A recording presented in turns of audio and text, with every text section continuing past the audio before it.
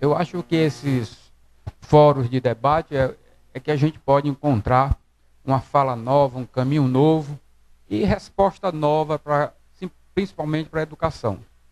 A educação brasileira, que todos os fóruns, eu tive agora em Comandatuba, numa discussão de educação superior do Brasil, e todos são unânimes. Se a gente vai ali no Bom Jardim, nós vamos lá no Outran Nunes, na Barra do Ceará, todo mundo diz que a educação vai mal.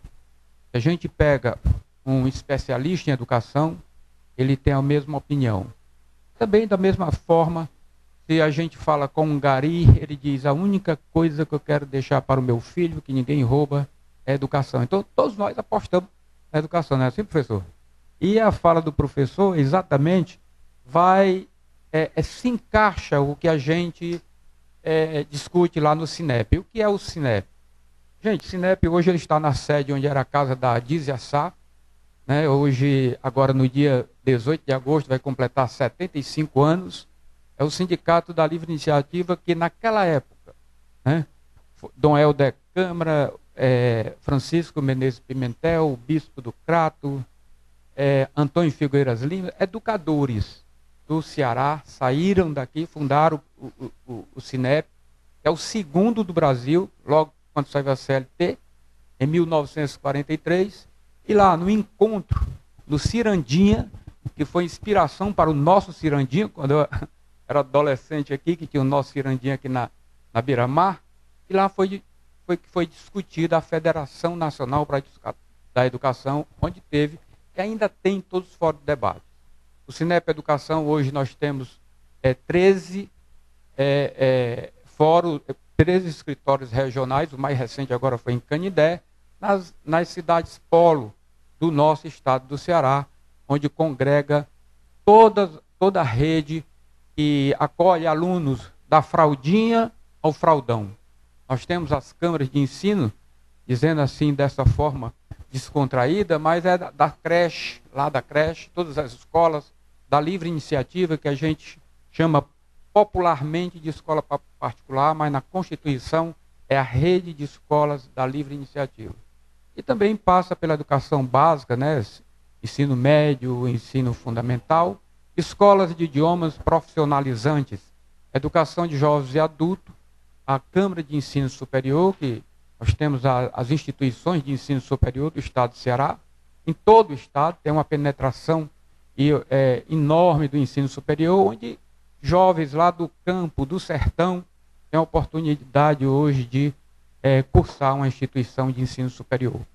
O que tem a maior pauta de acesso tem sido o FIES, que agora desceu muito. O FIES está lá assegurado na Constituição, no artigo 215, que o Estado brasileiro tem sim que financiar aquele aluno pobre, aquela família pobre, para que também tenha a oportunidade. A educação não é um espaço, não é um ambiente só das elites, né? E também né?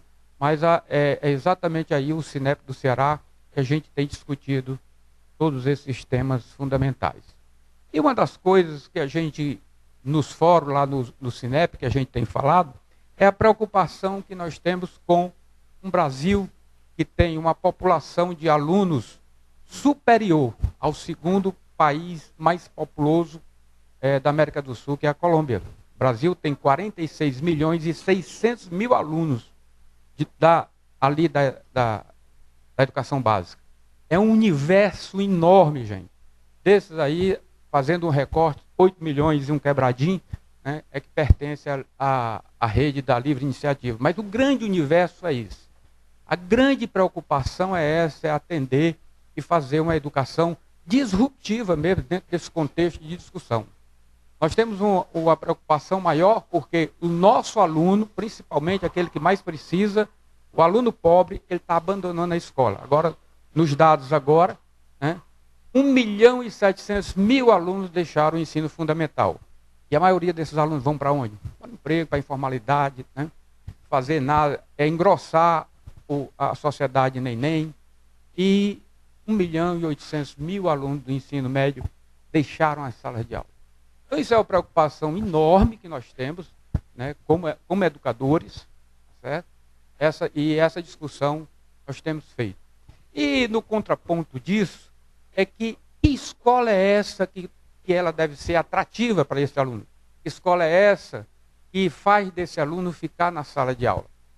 Então, a escola, ela deve ser uma escola inovadora e uma escola de inclusão. Uma escola de novas tecnologias, porque uma preocupação que nós temos é que quem não inova, desaparece. Um exemplo disso aí é a grande empresa, né, de vídeo, a Kodak, né, o Yahoo, que já foi o maior portal americano, que já teve em 2010 125 bilhões, era o valor do Yahoo. Foi vendido recentemente por 4,8 porque não inovou, né? O telefone, o BlackBerry, né? Aquele telefone também hoje desapareceu, né? Tudo tem desaparecido quando não se inova. E o grande temor nosso é a nossa educação desaparecer. Não ser mais atrativo, o aluno não querer mais ir para a escola. Então, tudo isso são pontos. Eu parabenizo, Jerônimo, por essa oportunidade, né? Eu acho que a gente tem que discutir. E na contradição aí está o Ceará, né? Despontando com 77 escolas, né? Nós temos os alunos do ITA, quando nós vamos lá no ITA, né? no IME, e está aí, os alunos do Ceará. Todo ano eu vou para aquela formação, e é com muito orgulho, quando o nosso reitor lá, naquele auditório, todos os anos, gente, quando a gente pergunta, eu pergunto, quem é do Ceará? Mais da metade do auditório levanta de alunos. Uma preocupação que nós temos, e é um trabalho que nós temos que fazer, é o caminho de volta desses alunos, né? Porque as inteligências daqui do Ceará estão sendo distribuídas, embora que a educação é para ser assim mesmo, distribuída com o mundo. E a gente olha esse universo de alunos que o Brasil tem. Na educação básica, a grande massa é da escola da rede pública, a nossa escola, né? A rede pública, que é nossa, que a gente tem que tratar com carinho. E apenas 22% está na rede da livre iniciativa. Quando você chega no ensino superior, a pirâmide inverte, né? 75% das matrículas estão nas instituições de ensino superior, né? nas faculdades, nas universidades, nos centros universitários de ensino superior da livre iniciativa. Inverte totalmente. Mas como é que pode? Né? Quer dizer que a grande está na livre iniciativa do ensino superior, mas olha, gente, a contradição disso. Quem é que está lá? Quem é que está no ensino superior, a grande massa de matrícula? O aluno pobre. Todos eles são do FIES, são oriundos da escola pública. Se a gente olhar o grande percentual desses alunos, eles não terão acesso. A gente olha nas famílias pobres do interior, tanto estudo de caso, que a gente olha e diz assim, mães com 6 filhos, muitas vezes na roça, aí diz, não, eu tirei esse aqui para estudar, para salvar a família. Então, são histórias belíssimas, né, de alunos no ensino superior, né?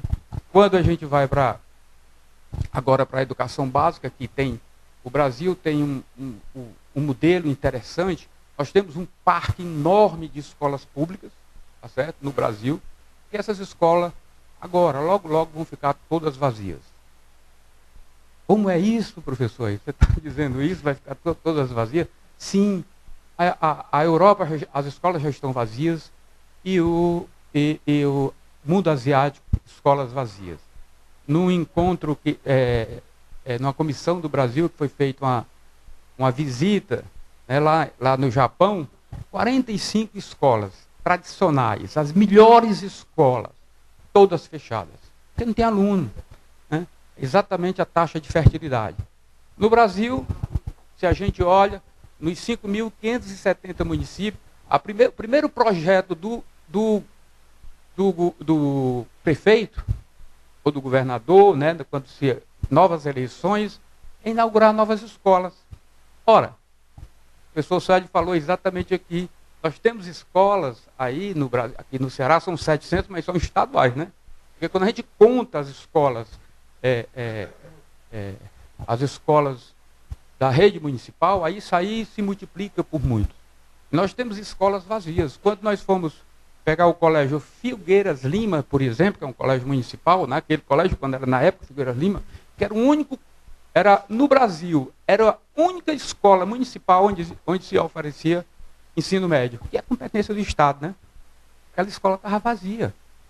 E essa é a tendência das escolas. Então, uma das coisas que a gente defende é o Brasil cuidar disso. Não botar mais nem um tijolo, nem construir uma sala de aula. Mas sim distribuir esses alunos de tal sorte que esses alunos... Ainda digo o seguinte, quando fizer a distribuição, salas vão ficar vazias. Porque nós não temos mais a população, a taxa de fertilidade. Aqui tem esse gráfico que aponta exatamente isso. Em 1960, a minha família é dessa época, né? Eu tenho mais 12 irmãos, vindo do interior, né? Quando o pai veio do Ceará.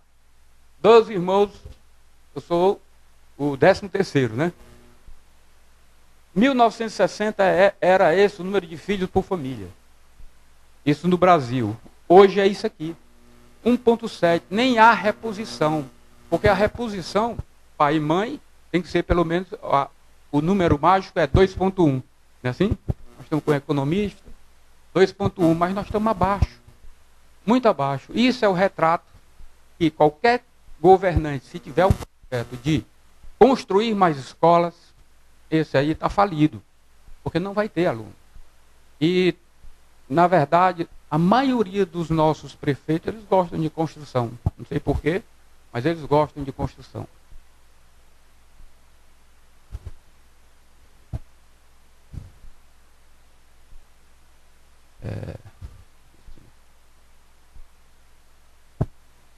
Nós defendemos, para partilhar esse valor, né, esse volume de dinheiro que o Brasil gasta com a educação, que não é pouco, viu, gente? Nós gastamos muito com a educação. E os resultados, nós ainda não temos bons resultados. Nós defendemos o voucher educação, inovação, inclusão e qualidade para o Brasil. O Brasil tem a terceira maior taxa de abandono escolar entre os 100 países com maior IDH. O grande problema é a evasão e o abandono. Esse é um dos grandes problemas. A evasão escolar, ela é percebida entre as nações, pelo INEP, como alarmante. Então, o Brasil tem uma das mais altas taxas de reprovação. Esse é um outro problema que nós temos. É a reprovação. Uma sala de aula, hoje, no Brasil, precisa se reinventar. Porque os nossos alunos, a maioria deles, não aprendem. A nossa rede pública, ela na verdade, ela precisa de muito mais investimento nos professores. E isso é o que certamente irá resolver o problema da educação. Nós temos outros problemas da educação no Brasil, que é exatamente a legislação. Por exemplo, aqui no Ceará, em Fortaleza, nós temos 218 mil alunos só do município de Fortaleza. Esses 208 mil alunos, que nós somos a 4ª rede municipal do país, o problema maior que nós temos aqui é exatamente a legislação. Às vezes o professor nem tem culpa disso. Mas eu não sei se isso ajuda. Está na lei que todo professor, né, aqui no estado do Ceará, ele tem direito a faltar 3 vezes no mês. Isso está na lei. 3 vezes no mês. Ora, se o professor ele tem direito a faltar 3 vezes no mês, isso vale dizer que nós temos 218 mil alunos, isso vale dizer que nossos alunos, 25 mil alunos, no mês, ele não tem aula. Agora, no Rio de Janeiro é um pouquinho pior, porque no Rio de Janeiro tem mais 3 dias por causa as mulheres conseguiram, né? Pelo período delas, elas conseguiram mais 3 meses. Então, no Rio de Janeiro, são 6 dias de aula, mês, que os alunos não têm aula. Aí os professores homens, conseguiram a equiparação, né? Agora você olha que o Rio de Janeiro é a segunda rede do país. Então isso, cada vez mais, a legislação, ela incentiva que o aluno não ache a escola, a sala de aula, a escola, ela não acha interessante. Então é exatamente isso aí. Estudar o voucher educação. Qual é a nossa proposta? Nós percebemos que os alunos, isso acontece com todas as pessoas, o aluno ele tem muito mais desempenho quando ele escolhe a escola. Não é aquela escola que ele tem que ir, mas a escola que ele escolhe. Pode ser a escola do bairro A, perto da casa dele, pode ser aquela outra, mas é exatamente estudar na escola sonhada, com a livre escolha, pelo aluno e pelos familiares. Então, isso aí é preditor para o sucesso do aluno. O aluno escolhe a escola e ele deseja, inclusive hoje, os nossos alunos, ele, até o fundamental, né, o fundamental 2, até o fundamental 1, quem escolhe é a mãe. Passou da quinta série, quem escolhe é a família. Então, o fracasso escolar, reprovação, abandono, evasão e baixo desempenho escolar são indicadores de baixa gestão. Quando a gente olha, a escola vai bem, por exemplo, nós temos uma escola ali no de Fátima, que é o Adalto Bezerra. Uma boa escola, onde ali tem concorrência por vaga. É uma escola pública. É uma boa escola. Então a gestão, ela é exatamente a gestão, é o definidor da qualidade da educação. Eu vou correr aqui. Prêmio salarial por ensino superior. O Brasil é o país onde mais o prêmio salarial por ensino superior, até na OCDE, que é 56%, os países da OCDE, o Brasil é quase 3 vezes mais. Quer dizer, pelo fato de um aluno ascender ao ensino superior, só por esse fato, ele tem uma projeção de renda futura em 149%. Então, o ensino superior é o que se pode dizer que é um gerador de oportunidades e de riqueza.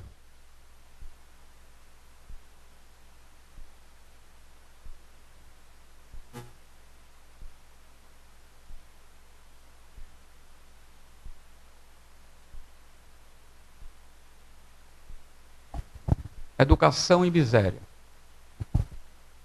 A educação já foi dita aqui pelo professor, isso todo mundo sabe, mas veja bem, o suporte financeiro e oportunidade aos mais pobres é a maneira adequada para perpetuar o status de exclusão social. O fracasso social penaliza mais a população dos mais pobres. Então, quando o Estado não dá oportunidade àquela família pobre, quando não dá oportunidade àqueles alunos de escolher uma escola, certamente esse aluno será o mais penalizado. O Brasil, ali do PNAD, o Brasil tem uma das mais baixas taxas de estudo quando comparado entre outros países. Isso nós precisamos avançar muito. Mas aqui na América do Sul, o Brasil é a pior média.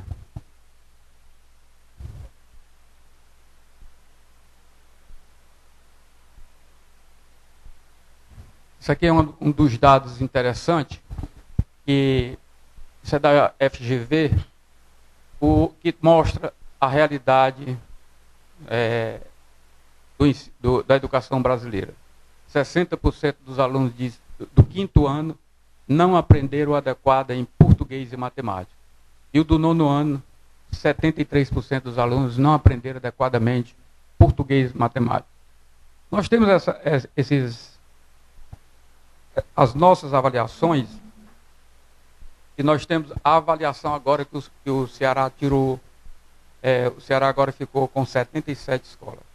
Uma das coisas que a gente tem que destacar é que há uma avaliação interna, que são as provas dos nossos alunos, e há uma avaliação externa, que é aquela censitária. Então, quando se fala em avaliação, nós temos que distinguir avaliação e exame. Por exemplo, o Enem. O Enem não é uma avaliação. O Enem é um exame. Então, quem faz é o aluno. A nota é do aluno. Apenas 38% dos jovens com 15 anos estão na série correta para a idade. Essa alta distorção da idade séria é um dos problemas da educação nacional. Isso é o que indica, muitas vezes, a desmotivação. O aluno, ele abandona a sala de aula e, inclusive, no público feminino, isso é o mais dramático. Porque as nossas crianças, as meninas de 10 a 17 anos, que tem um índice grande de gravidez, apenas 2% retornam à sala de aula. Então, isso é um trabalho que tem que ser feito, né, porque nós perdemos muito exatamente com as meninas, porque as mulheres, a mulher tem assim uma contribuição forte em manter os filhos na sala de aula.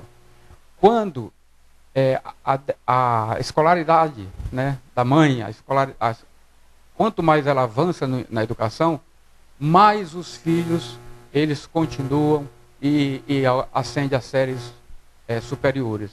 Então isso daí é a importância do público feminino.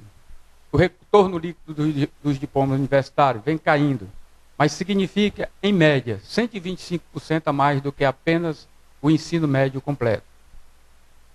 A percepção dos jovens é diferente, no que prejudica o interesse de continuar os estudos. Os nossos jovens eles não acham interessante a escola. A escola que não tiver uma oportunidade de inovação, né, das novas tecnologias, da metodologia PBL, a metodologia ativa, isso tem prendido mais os nossos alunos em sala de aula. Então é importante mudar esse conceito. A educação no Brasil. Nós tivemos, sim, um grande acesso à pré-escola. Hoje nós temos em lei a obrigação, e isso é o que avançou bem mais a faixa de 4 e 5 anos. A creche e a atenção à primeira infância com baixo atendimento aos mais pobres. A política de inclusão aos mais pobres é que todo governo tem que ter atenção na inclusão dos mais pobres. A grande disparidade do sexto ano. A partir do sexto ano. É aí onde está a grande disparidade. Precária formação de professores na formação superior, com ênfase nos pilares da preparação para a profissão. A BNCC ela traz algo diferente, que é um foco, a responsabilização na formação de professor. As nossas universidades, nos cursos, principalmente no curso do magistério, ela tem que mudar totalmente o conteúdo. Nossos professores, a grande maioria dos nossos professores, quando eles chegam na primeira aula, na contratação, eles não sabem, não são preparados, principalmente naquela disciplina que ele vai ser professor. Então, a preparação da profissão dos professores é uma das exigências agora com a nova BNCC. Se a gente olhar o que é que está acontecendo na sala de aula com os nossos alunos, por que tanto desinteresse na sala de aula? Um dos problemas é o Enem. O Enem, nosso Enem, ele exige muito conteúdo para os alunos estudar. Se a gente olhar aqui nos resultados dos alunos brasileiros, por que é que o Ceará vai tão bem na avaliação nacional? Por que é que os alunos do Ceará vão tão bem nos concursos por aí afora? Quando você chega nos estados vizinhos, nos concursos, seja qual for o concurso, os mais concorridos, os cearenses, certamente são aqueles que que detém o maior número de ocupação de vaga. Quando você chega no concurso aqui, com todo respeito, né, nos estados vizinhos, o pessoal diz, lá vem um cearense, né, tomar minha vaga. Então isso aí, nós temos essa expertise aqui no Ceará, que nós precisamos saber aproveitar isso. A gente sempre fala, olha, a Bahia tem o Olodum, faz disso divisas com relação ao turismo. Quando você chega no Pernambuco, tem o frevo. O Ceará tem o de educação. Mas nós não sabemos aproveitar isso. E o Brasil como todo, ele não sabe exatamente, nós vamos muito mal no PISA. Se você olha o Brasil é um dos últimos em relação a português, matemática e ciência. E por que isso acontece? É muito simples. A Coreia, que era um país que não tinha muita tradição na educação, né? Por quê? É exatamente o currículo, é exatamente o que se dá na sala de aula. Nós aqui nas nossas escolas, os professores, eles ensinam, é uma pedagogia enciclopédica, que não tem fim. Tem alunos que precisam de 13 disciplinas, a maioria. Nós temos escolas que tem, do ensino médio que tem 17 disciplinas, coisas que isso quem exige é o nosso Enem. E sempre as universidades, tanto a UES como a Federal e outras, sempre exigiram no seu edital esse conteúdo que é a forma conteudista da escola básica. A educação básica brasileira, ela é conteudista devido exatamente ao ensino superior, pela exigência. Então, os alunos do PISA em outros países que vão muito melhor do que o Brasil, o currículo é desse tamanho. O que eles estudam, o que a escola ensina, é o que exatamente o PISA vai exigir dele. Então é muito diferente. Não é que o nosso aluno não seja pior seja o pior aluno do mundo. Não. Nossos alunos são bons. Nós temos alunos potenciais. O problema é exatamente na formatação do nosso currículo, né? Isso que a BNCC, agora que nessa discussão da nova BNCC, é que as escolas vão focar exatamente no que o PISA está exigindo, né? E isso é importante, porque se um aluno ele estuda na ênfase do português, né, da língua portuguesa, na matemática e na ciência, certamente as outras áreas de conhecimento, os nossos alunos, eles podem avançar. São as áreas diversas de conhecimento, onde as pessoas são diferentes e elas escolhem aquela profissão que ela quer estudar, que ela quer trabalhar. Um erro também que nós precisamos no ensino superior brasileiro é alinhar com outros países. Por exemplo, Alemanha, os países europeus, lá nem todos os alunos vão ser doutores. Nem todos os alunos vão cursar o ensino superior. Na Alemanha, os alunos da educação básica, um pouco mais, em torno de 50% desses alunos, ele tem a formação técnica. E essa formação técnica, ao contrário do Brasil, ele tem um novo estágio, são os tecnólogos, essas disciplinas são aproveitadas. No Brasil, não. Se um aluno aqui ele for para um curso técnico ou um curso tecnólogo, se ele quiser, por exemplo, fazer engenharia lá na Alemanha ou nesses países americanos e outros países, ele leva essas disciplinas que são somativas para a conclusão do ensino superior. Aqui, nós temos uma tradição, é que todo mundo tem que ser doutor. E não há uma valorização, não há algo pensado no ensino técnico. Alô? Então, esse excesso de conteúdo, que tem atrapalhado muito.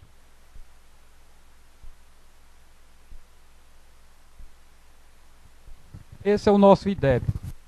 Isso é desmotivador, porque se um pai de aluno que matricula o seu filho, e ele chega em casa com o boletim, e se ele mostra essa nota, porque o nosso IDEB é esse aí, do ensino médio, na escala de 1 a 10.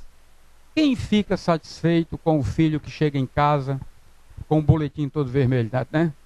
Aliás, os meninos têm dito até assim, eu vou dar um susto no papai, né? Quando chega com o boletim. Então esse é o nosso IDEB. Outro problema crucial são essas 4 horas de aulas, em média 13 disciplinas obrigatórias no nosso ensino médio. Então isso é desmotivador. 4 horas, a maioria dos países, a média de tempo de escola são 7 horas.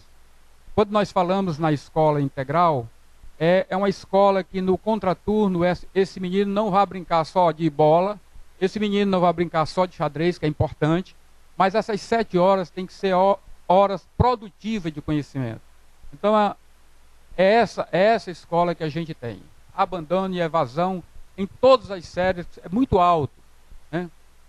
No ensino médio, o primeiro ano é o mais grave, é onde mais os nossos alunos abandonam a sala de aula. Então, quer dizer, mesmo com essa população que nós temos de ensino superior, porque hoje o Brasil tem em média, hoje 2.800.000 alunos saem do terceiro ano do ensino médio. Olha o gigantismo do país. Nós temos um potencial, né, interno muito grande, mas nós não sabemos aproveitar. E além disso, é a qualidade desse aluno. São poucos alunos que vão chegar no ensino superior, são poucos alunos que vão ter a oportunidade, por exemplo, de empreender pela formação.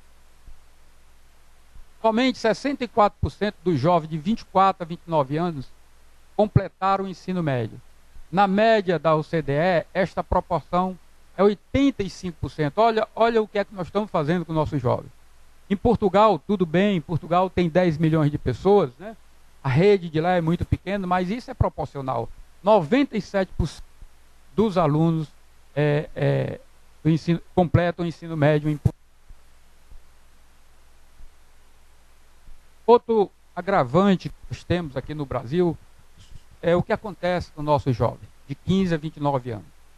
A maioria, né, a grande maioria são os homens, os meninos, né, vamos dizer assim, de 15 a 29 anos, é a zona de perigo onde eles perdem a vida. A maioria deles estão nos municípios mais pobres, nos bairros mais pobres. Vá orientando aí, que eu vou modificando. O trabalho do professor em sala de aula vem sofrendo, em muitos países desenvolvidos, profunda transformação. A BNCC, com a nova interpretação, o professor sai como fornecedor de aulas para assegurador de aprendizagem. Deve haver, isso é obrigatório, tem que ter um compromisso mais forte com o professor. A nossa média de aula aqui, tempo de aula, são 50 minutos. 30% em média desses 50 minutos, o professor não inicia o conteúdo, não inicia as suas aulas. Isso estou falando da educação básica. No ensino superior é mais ou menos próximo disso, né? Mas na educação básica o professor não inicia exatamente por o que acontece com as nossas famílias. Essa questão muitas vezes ninguém sabe o que é que estão botando no mingau, na mamadeira desses meninos, né? E quando eles chegam na sala de aula, a sala de aula parece que é um teatro, parece que é uma praça de futebol. E nossa escola pública, principalmente, né? E isso eu até digo, a gente tem conversado com o Ministério Público. O Ministério Público do Brasil, principalmente aqui no Nordeste, ainda o Ministério Público, se tiver alguém do Ministério Público, está sabendo o que é que eu estou falando, a gente tem conversado muito isso. A escola brasileira não tem autonomia. O professor não tem autonomia em sala de aula. Se um aluno saca de um instrumento que não pertence à sala de aula, a mãe chega no Ministério Público, o professor, a escola é penalizada. Então, isso é um problema grave no Brasil, né, com relação à aprendizagem. Então, os meninos, os nossos jovens, eles não se concentram na sala de aula. E as mães, hoje, não só levam as mochilas dos alunos com os livros, que não deixam mais os meninos carregar, há essa proteção, há essa contradição, há essa essa culpa, né, das mães e dos pais de proteger tanto. Muitas vezes, eu sei que até pelo fato de estar ausente, e a mãe às vezes quer compensar. E muitas vezes a mãe quer compensar e a forma como ela cria os alunos, ela não dá assim, uma autonomia aos alunos. Eu estou aqui no meio. Então, essa questão do aluno na sala de aula é algo que tem que ser discutido como a autonomia da escola. O aluno brasileiro, quando ele chegar na escola, não é mais, nós temos que desconstruir essa ideia de autoridade.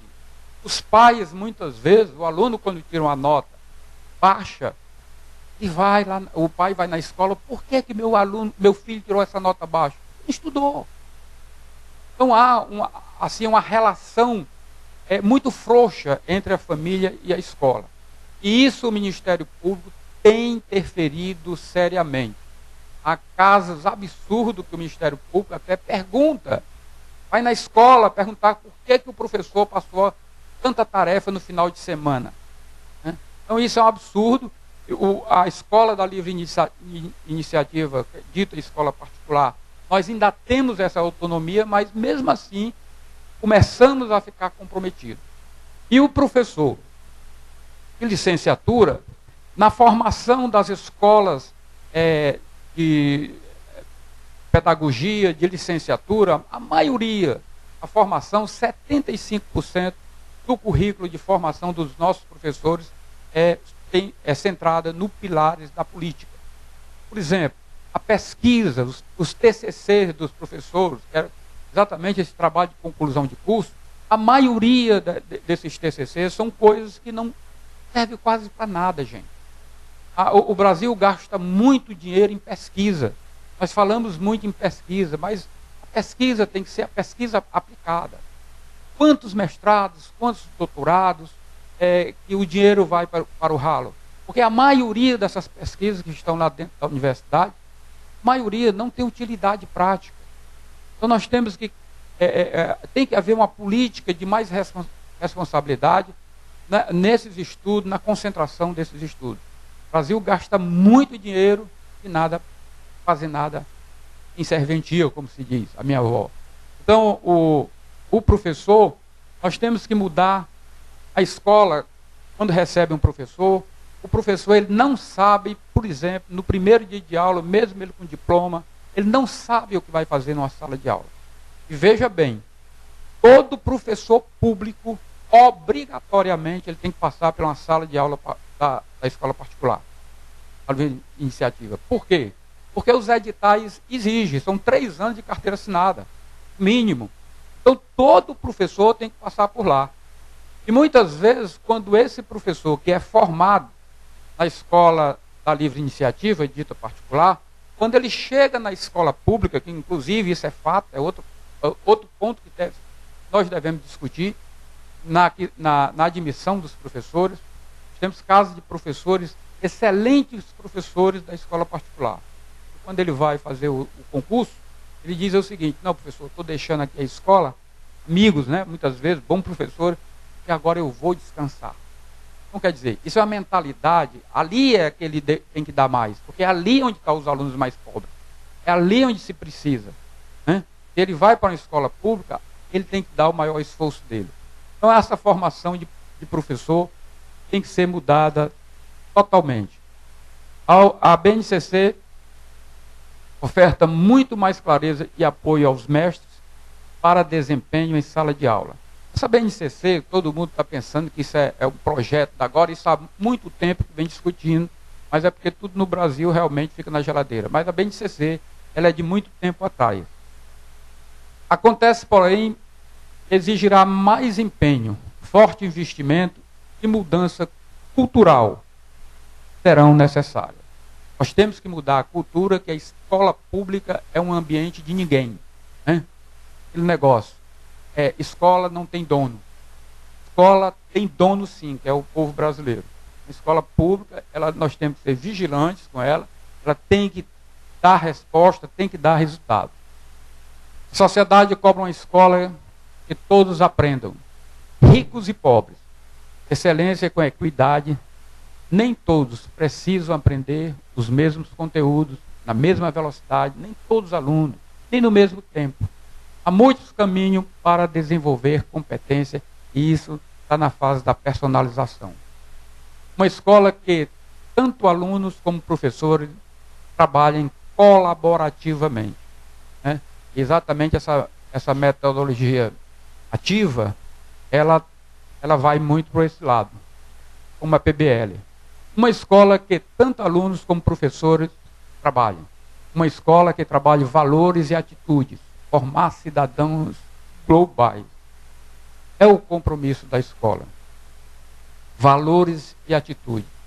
Hoje, eu sei que é muito complicado, e o professor falou bem aqui, mas uma das coisas que nós temos que entender é que as diferenças, elas existem. Nós temos que respeitar as diferenças, mas na escola, todos têm o mesmo compromisso. Não é porque A ou B, né, tem a sua opção de vida, mesmo a diversidade, todos têm um compromisso na sala de aula. Uma escola em que os saberes não estejam fragmentados. É essa educação que nós queremos. Uma escola que ensine a pensar. Nós precisamos dessa escola. A escola decoreba, a escola que reproduz, essa escola, ela tem que ser uma escola diferente. Uma escola que reserve tempo e espaço para o protagonismo do aluno. Essa escola que queremos. Desenvolvimento de competências para o século XXI demandará uma mudança cultural profunda nas escolas, sobretudo na formação de professores. Eu acredito que aí é um dos grandes problemas da educação nacional. Formação de professores. O tempo que o professor passa na sala de aula, ele não presta conta com ninguém. A escola da livre iniciativa, muitas vezes o professor, quando sai lá, eu vou sair daqui porque aqui é um quartel. Não, simplesmente porque o professor ele tem que chegar, no primeiro minuto, ao último minuto, ele tem que ensinar.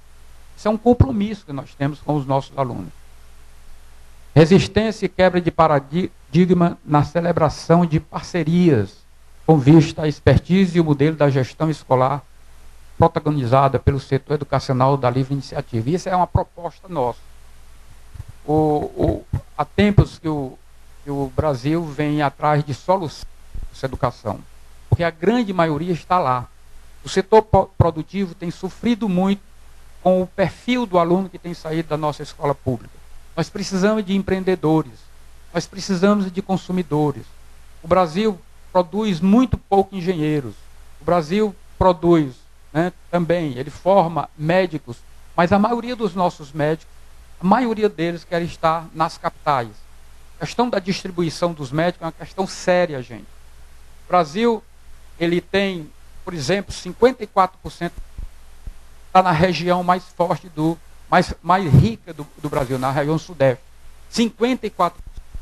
Quando a gente chega no Nordeste, aqui há uma deserção de médicos, exceto nas capitais, né? Mas o Maranhão, que é o país, o estado, onde a relação por mil é 0,7 médico, nenhum por mil. Enquanto você na região sudeste tem quase 4 médicos por mil. Então a questão da medicina, a questão das áreas médicas também tem que ser rediscutido. Tanto na questão dos nossos alunos.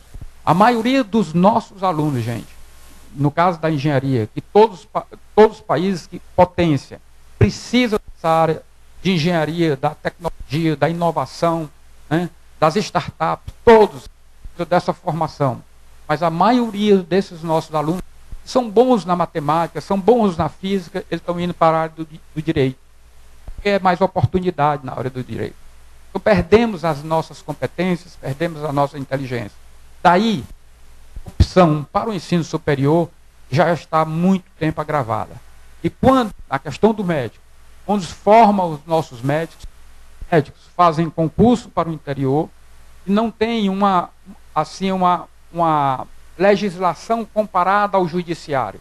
Por exemplo, a área do judiciário, na magistratura, Um juiz, quando vai lá para uma comarca, ele tem um tempo para ficar lá. E aqui não, no médico não. Ele assina o ponto e fica em Fortaleza. E lá os rincões ficam todos. Isso não é só no Ceará, não. É no Brasil todo. Então, essa questão passa inicialmente pela formação, pelo ingresso no ensino superior. Então, essas parcerias, lá no Cinep a gente tem discutido com muitos educadores, seria o seguinte: nós temos escolas que nenhum professor público, quando ele é concursado, ele não é lotado naquela escola. Área de violência, área de risco. E qual é a ideia? É o voucher educação. Nós, o sindicato está propondo que em Fortaleza e no estado do Ceará, exatamente essa parceria, essa ajuda, essa colaboração e aos nossos alunos. Está falhando um pouco, mas está dando para escutar, né? Está dando para escutar? Então, qual seria a ideia? A ideia é que desses 15%, que eu falei no início, 15% pela legislação, no caso do estado do Ceará, 15% pelos 3 dias do professor, que tem o direito de faltar, na escola básica, ele tem o direito, isso acontece na escola básica. Esses 3 dias dá exatamente 25, quase 26 mil alunos, que não tem 3 dias que não tem aula, certo? Fora os outros movimentos sociais, Então, a ideia seria essa parceria do setor da livre iniciativa, que a escola, o sindicato faria com o governo municipal e com o governo estadual dentro daquelas escolas, porque há escola, por exemplo, belas escolas, e escola de 700 alunos, que ali tem 50 vagas. A gente poderia, esses alunos poderiam estar estudando na escola, porque inteligência, nós sabemos, há em toda parte. Há naquela escola pobre, há naquela escola lá nos rincões. Isso tem provado com essas descobertas do FIES, gente. Tem aluno, tem jovem, que passava a madrugada, que isso aí está nos textos, da Veja e outros veículos de comunicação, jovem, filho de lavrador, e de madrugada, cedo, tirava o leite e logo da manhã, o sol nascendo, ia para a faculdade, ou à noite, e esses meninos têm um destaque, só basta dar oportunidade. Então, essa é o voucher educação na prática, modalidade por aluno. A ideia seria, porque nós temos em município, por exemplo, em Fortaleza, uma das fases mais importantes da pessoa humana é do 0 a 6. A medicina, a neurociência tem demonstrado isso aí. Que 0 a 6 é onde se define quase tudo dessa criança. E muitas vezes, por que uma criança, muitas vezes a gente se admira com 11, 12 anos, ele comanda, muitas vezes lá na comunidade dele, comanda adultos. Como é que o Fernandinho Beiramar, que não foi para a escola, como é que aquele Barcola, que não foi para a escola, que não tem nenhum CNPJ, como é que ele comanda organizações? São competências, são pessoas criativas. E é nessa fase aqui importante que esse aluno não tem escola. Fortaleza, não é só Fortaleza, mas todas as capitais e a maioria das cidades do Brasil tem um contingente enorme de crianças de 0 a 10 anos que nunca foi à escola. E é exatamente de 0 a 6 onde a neurociência tem indicado que as oportunidades das conexões neurônio, as sinapses, tudo isso acontece exatamente nessa etapa. E é na escola que essa criança ela tem as oportunidades na formação ao longo de sua vida.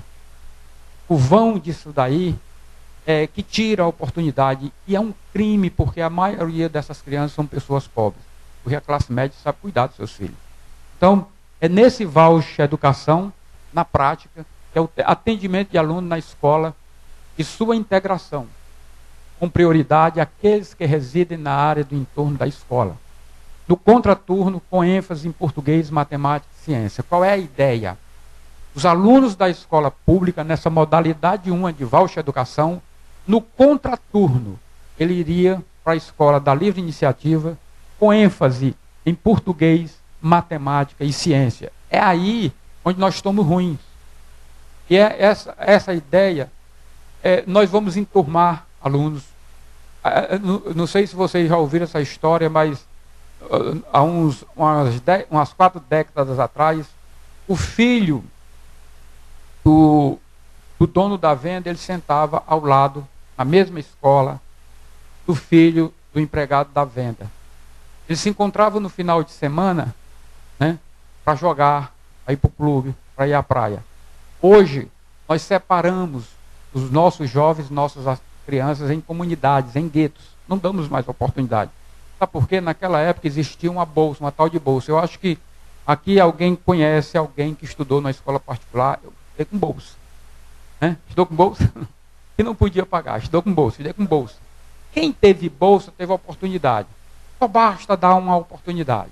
Então são esses meninos, são os meninos que estão fora da sala de aula, são os meninos que estão naquele contingente de 25 mil, são os meninos que estão em casa, que muitas vezes, uma mãe, que isso a gente tem pesquisa e todo mundo sabe, as universidades estão cheias dessas constatações, são os meninos que ficam nas comunidades de uma mãe que sai de manhã e não tem pai. São 6, 8 meninos, né, que não tem pais, cada menino filho de um pai, e a maiorzinha ou o maiorzinho de 10 anos é quem cuida daquele pessoal que está dentro de casa. Esses meninos nós temos que ter mais responsabilidade como brasileiros. Né? Esse é um novo pensar. Dentro da sala de aula. Nós temos que romper com a ideologia que o público não se abraça com o particular. Gente, tudo sai do nosso bolso. É só questão de espaço diferente. A escola da livre iniciativa, nós estamos de portas abertas exatamente para fazer essa parceria. Então aí seria o aluno por modalidade.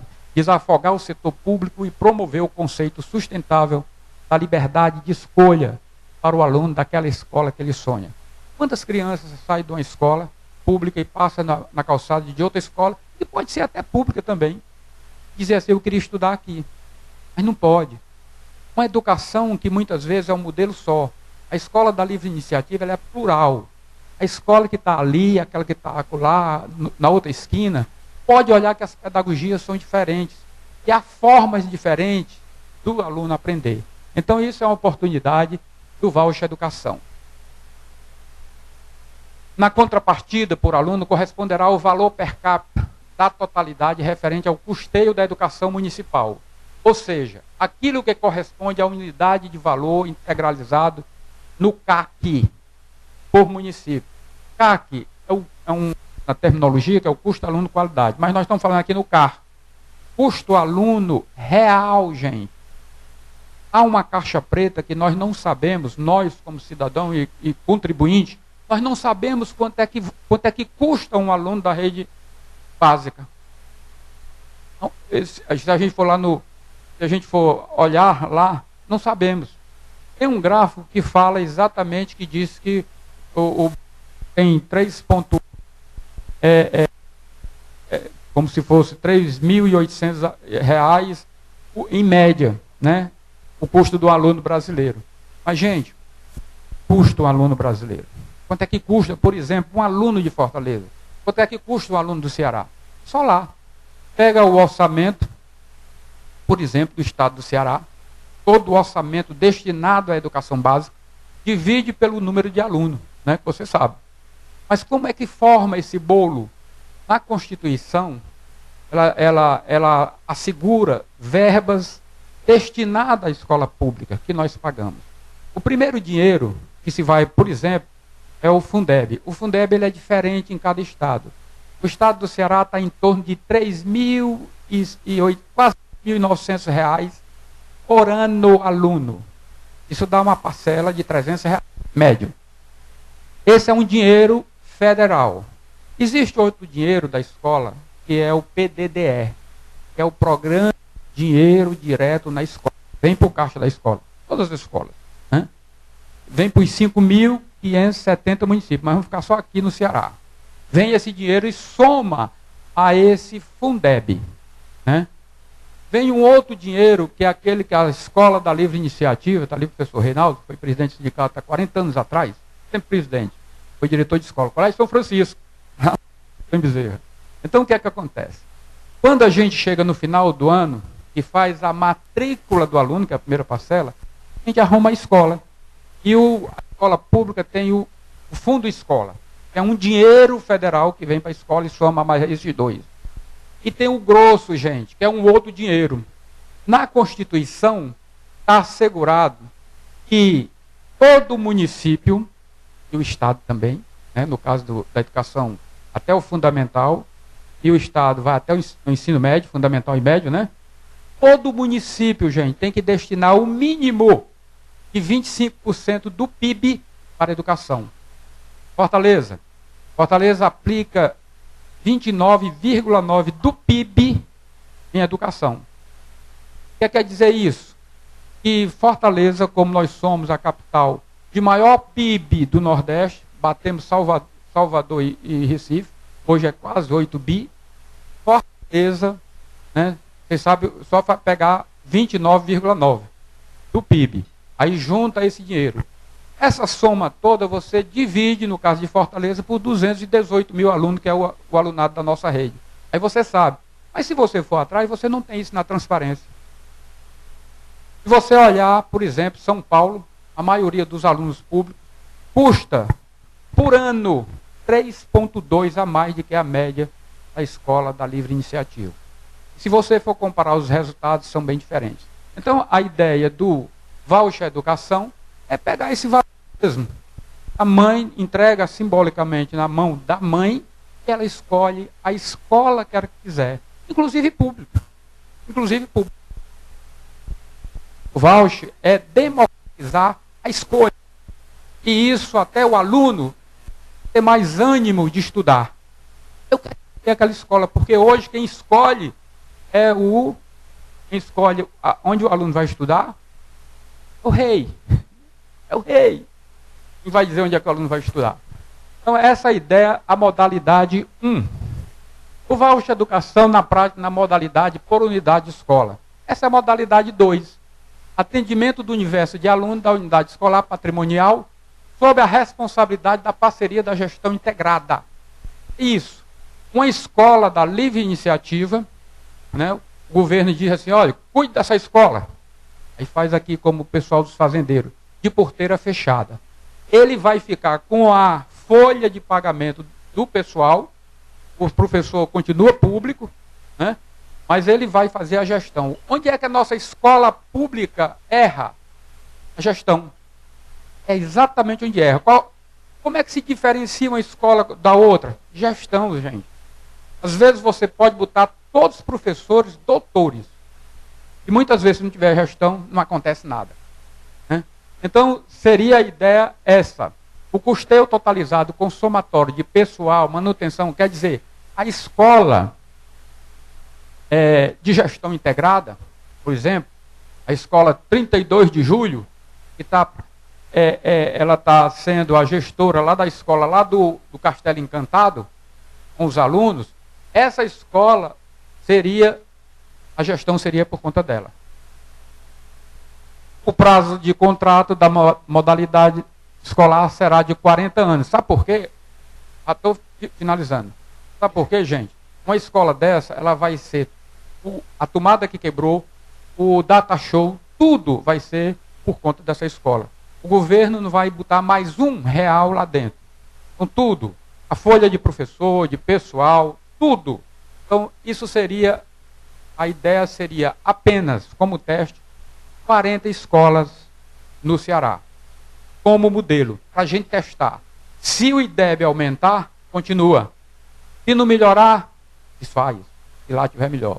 Mas eu tenho certeza que essa modalidade é um choque de gestão que vai mudar.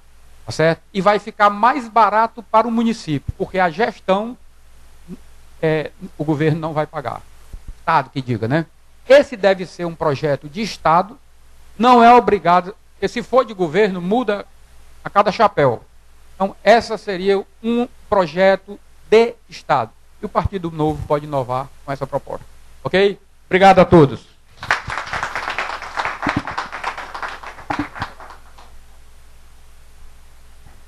Pessoal, nós vamos tirar uma foto aqui. Queria que todos os palestrantes que já estão agora aqui